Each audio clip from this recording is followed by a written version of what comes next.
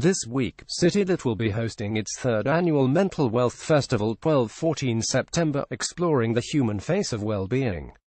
Over the 3 days of the festival, we are looking forward to hearing real-life stories from various mental health ambassadors and experts, as well as personal reflections from those who have encountered mental health issues.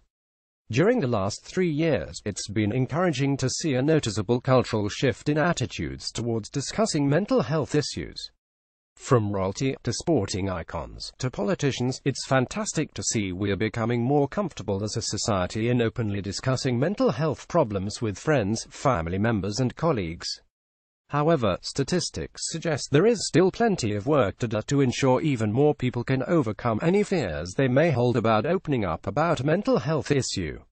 Mental illness affects nearly 1 in 4 people in the UK, and suicide rates remain worryingly high. Over 6,000 people committed suicide in 2014.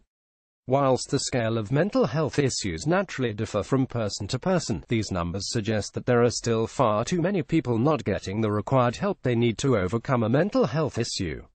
London in particular faces a growing mental health crisis, especially when demographic trends are taken into account.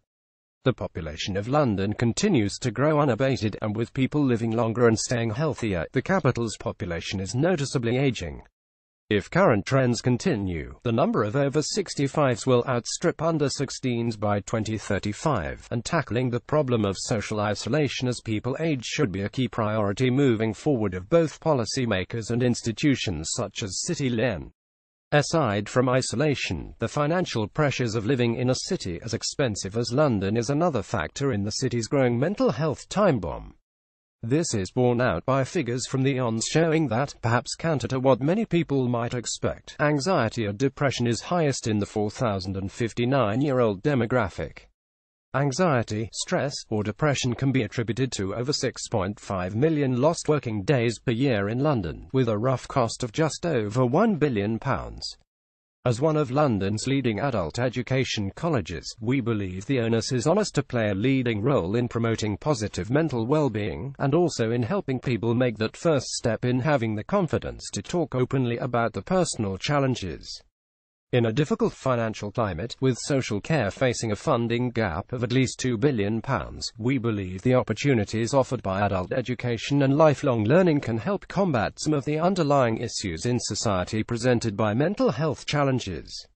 A recent report from UNESCO suggests adult learning is one of the keys of the 21st century. We agree with this sentiment, no more so than when applied to fostering positive mental well-being. Adult education provides the opportunity to learn new skills but also combats some of the emerging issues now facing society.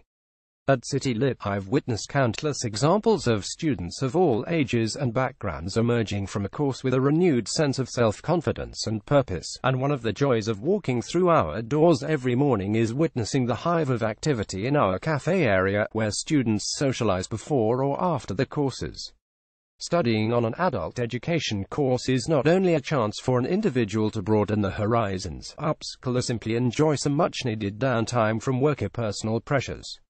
It also provides an invaluable opportunity to socialize, meet people from different backgrounds, and forge lasting friendships and connections for life. All of these factors play their own part in helping people keep mentally well.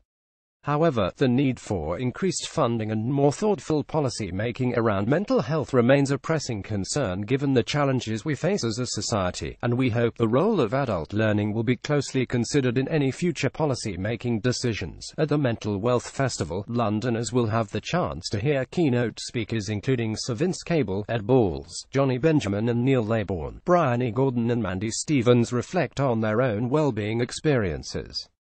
They will also be sharing their own insights on building mental resilience and tips for maintaining good mental health. We would love for you to join us so you can play your own small part in ensuring the national conversation around mental health and well-being continues to remain open and transparent. Phil Chamberlain is Executive Director of External Engagement at City Lit.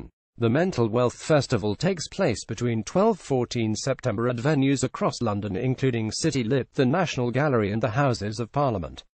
Tickets are available from www.mentalwealthfestival.co.uk tickets.